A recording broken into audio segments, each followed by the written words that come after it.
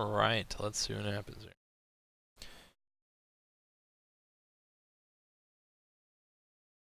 Wait and see if it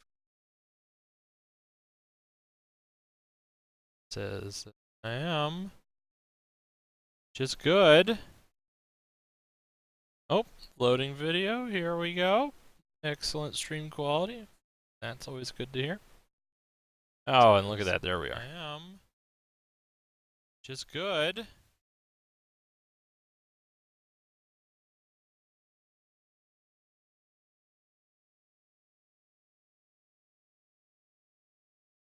That's me talking right now.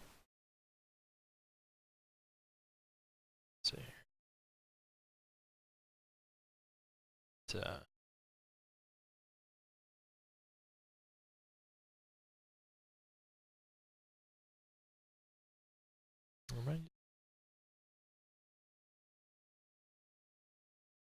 It is. Okay, apparently Merc is not what I'm.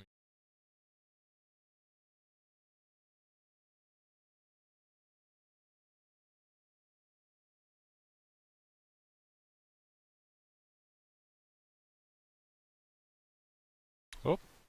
Okay, I guess it'll let me do it anyways.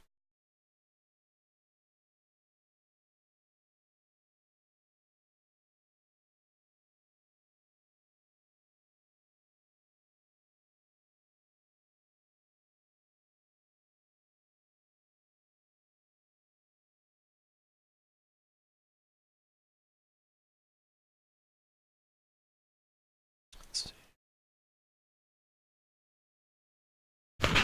Whoop. There we go. Alright.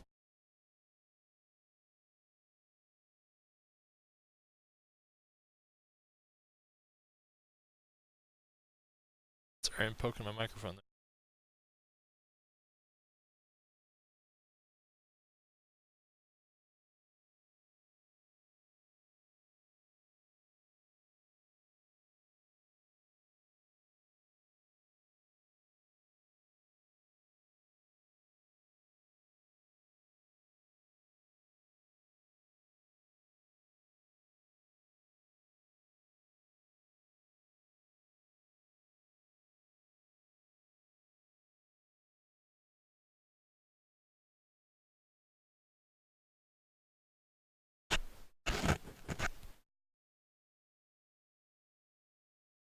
Bloop.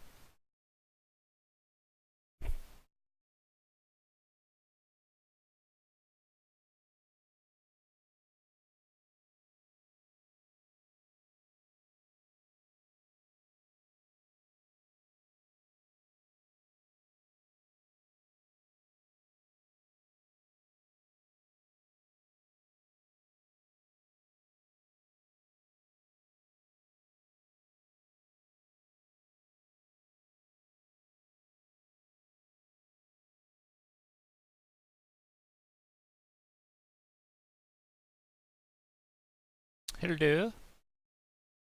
Check, 1, 2. Check, 1, 2.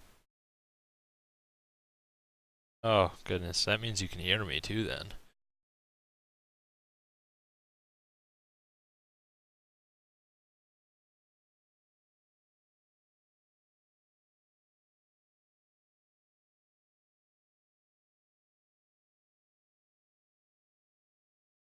Okay.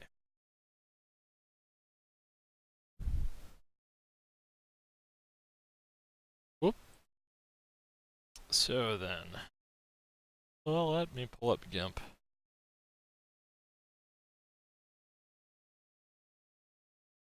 It's a stream within a stream. Oh, didn't want to close it. Yeah. It's going to suck up my resources. Well.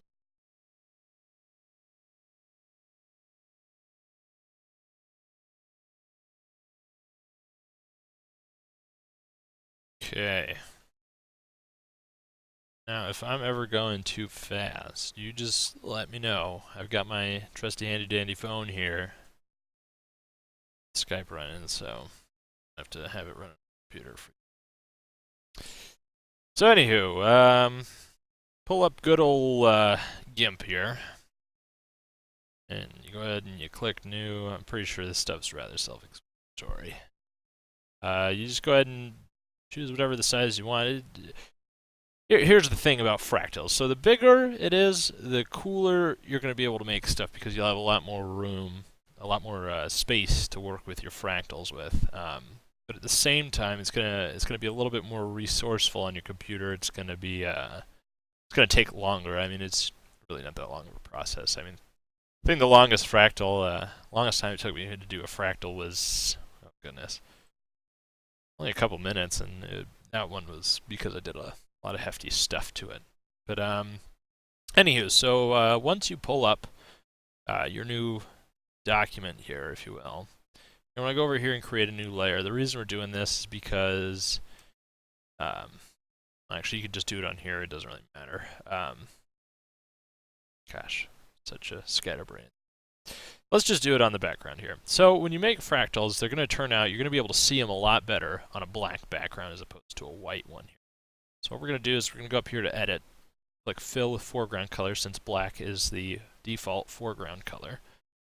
This will give us our black background. Now, you don't have to have this stick around at the end. You can change your background to whatever the heck you want at the end. But while you're building the fractals, I found it really helps to have a black background. Sometimes if you really want to get crazy, you can leave it on white, and you'll actually be able to see a different set of things happen to your fractal here. And for instance, let's get into the meat of this here real quick so I can show you the difference in that. So for being able to show you the difference, I'm going to go ahead and create a new layer by clicking this button here. And clicking foreground color, which will make it that black already. This way I can show you the difference just by turning on and off the layer. So, what you're going to want to do is you're going to want to create another layer anyways, and it doesn't really matter what color it is, it's going to get overridden once we make the fractal. So once you have your new layer open, go ahead and go up here to Filters, go down to Render, Nature, Flame. There is another fractal program here called Fractal Explorer, and this one's a little bit more, how do you say it? I guess it's a little bit more mathematical. It's kind of used for doing different kinds of fractals. To be totally honest, the Flame one is going to be able to pull up the same effects that I do. When I learned how to do this, I learned that these were the settings you wanted to do. You wanted to take your brightness up to 2, contrast up to 2, sample density to 20. Basically what this is doing is it's changing the brightness and contrast, obviously, of your fractal. This will make it a little bit easier to see. The contrast will make the colors stand out a little bit more differently. And the sample density will give it a little bit more clarity. So once we have these settings set here, go ahead and go up here to Edit. And this is where we get to make our fractal. Anytime you click that Edit button, it's going to pull up this exact same setting here. It's going to be the speed of 0.2 and a variation of same. From here, you can do whatever the heck you want. You can click Randomize until you find shapes that you really dig. Which it's not really hard, not really easy to see them here in the Flame editor. But just kind of got to eyeball it, and say, oh, I like that one. Once you click on it, it'll activate it and make it your current flame. And from there, you can explore different shapes. And then once you find the one that you like, you just go over here and you click OK. It's going to pull it back up over here. To keep things really simple, you just click OK. This is going to take a moment to render out the flame here. Now I'm doing this on a 1600 by 1200, which is relatively large, so it'll take a little moment here. Draws out the flame.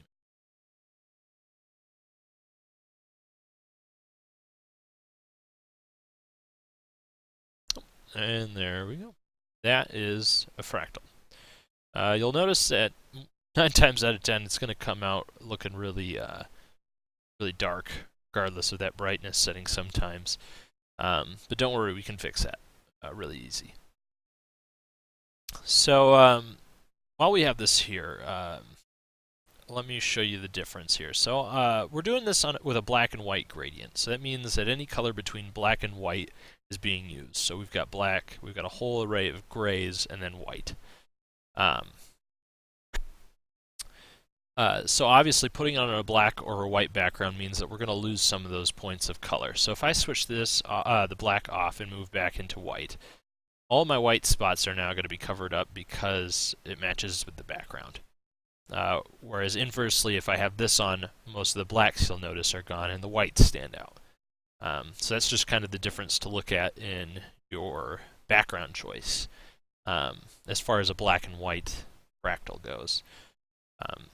So back to whether or not, or how to make your fractal stand out a little bit more. Really simple, just duplicate the layer. That's what this button here does. So whatever layer you currently have active, it'll duplicate it. Basically, this just layers another one on top of it, and bam! Look at that. Standing out a whole lot better.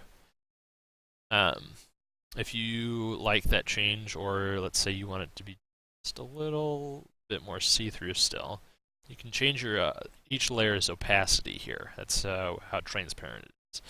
So bringing it down to 0 is like it doesn't exist. 100 is, you know, the full-blown copy.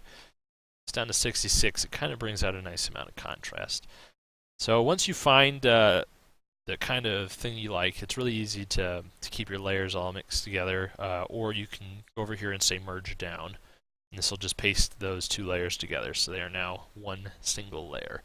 This obviously means that it's going to be harder to go back and fix things if you don't like the amount of contrast in there. Sometimes it is better to just leave it as two layers, in which case we'll just undo that. I'm going to leave them merged because I'm pretty sure I'm not going to do a lot to this. And again, it's nothing we can't really fix later. Second time here, just to bring out those colors a little bit more. So one thing I did when I was making the Fractal Wolf was I was kind of looking for specific shapes when I did it. So in order to show you how that all worked out, let me show you the difference in what kinds of flames we have. So once you've used the flame once too, here's the other cool thing, is you can either go in here to recently used filters, just open it up there again, or if it was the last one you used, click reshow. If you click repeat, it'll just create that fractal again. But we want to do a different one, so click reshow, and that'll bring up the dialog again. So now we'll get into variation. This is going to decide what the shape of the fractal is. Same is just going to be the same as whatever it last was, which I believe right now it's kind of looks like maybe swirl. I don't know. It's hard to tell. But anywho, they have a whole large, well, it's not very large, but it's pretty cool and hefty library of different kinds of shapes. The way a fractal works is it's basically a mathematical equation tied to graphics. It's all a bunch of randomized numbers and all that good jazz. Basically, these are different formulas for which it uses to equate. Just to kind of show you a couple here, the ones that I find myself using more often than not would either be spherical. This is what I use to try and generate the eye, or the top of the head. This wasn't the eye. To generate the top of the head, this will be able to pull out more circular shapes than anything. Again, you can just click through this and find a fractal that you like. You'll find that each time you click it, it's making subtle changes to the current flame, really, is all it's doing. And clicking on the middle one will give you a whole new selection. So if you don't see one that you want to change to, you can go ahead and click through that. The other cool thing about spherical is it kind of generates these more bird-like patterns, which is really cool for tying animals together and all that good jazz. Next is swirl, which, as you can imagine, is a swirl. Not a whole lot to see there. Pretty self-explanatory on that one. Let's see here. Horseshoe. So horseshoe kind of generates a little bit. it's a lot like spherical and swirl. The only thing is, as it generates it, it also generates these patterns that swing off like a horseshoe. Really, you'll find yourself using either spherical or swirl a little bit more than horseshoe, unless you're trying to achieve something, kind of like what I did with the eyes. For the eyes, I believe I did use horseshoe, and that's kind of what gave the eyes that double layered effect where you have the two lines that make the eye, and then you have that third line that shoots off, kind of as a sort of almost look like a lens flare, really. Really don't know a whole lot about pole. Handkerchief's a fun one. Handkerchief kind of just goes in all sorts of crazy, zany directions. But it usually tries to interpolate some graphics into the space between all the lines, which makes things a little bit more exciting. Use this kind of to make fills, really. Let's see here. Art. I don't find myself using heart very often because heart, it's kind of the in-between of a horseshoe and a spherical. It kind of generates a heart shape, kind of doesn't.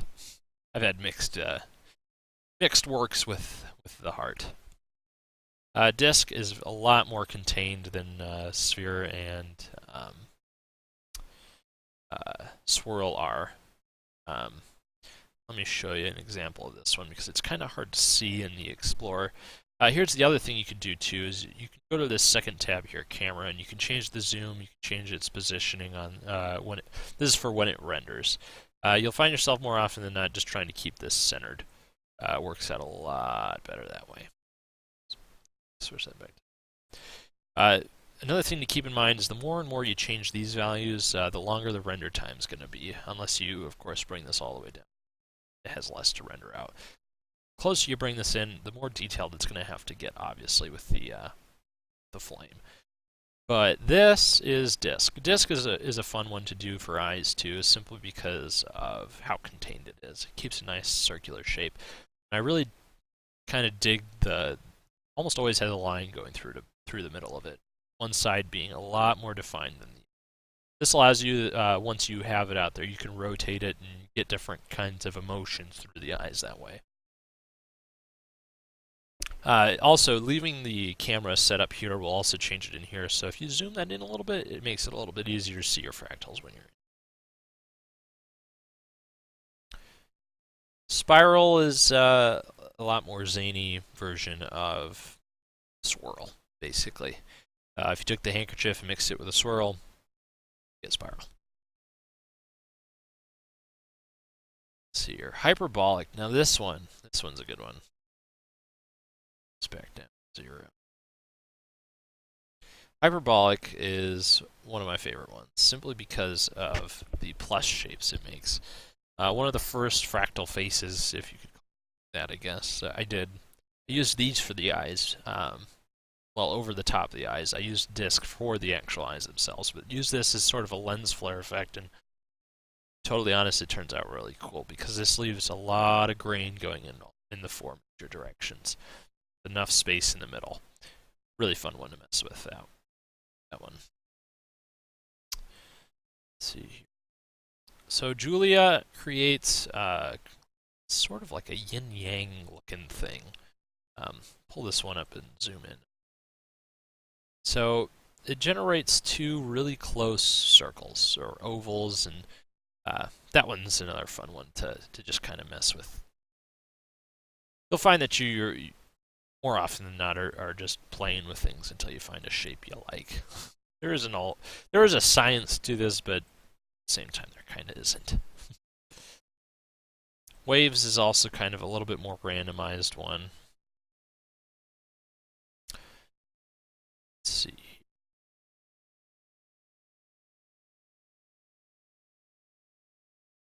Rings is not that. Cylinder does exactly what you think it does. It generates cylinders, more or less. A fractal wrapped around a cylinder, really. It's more like it. So we'll take that in and zoom in.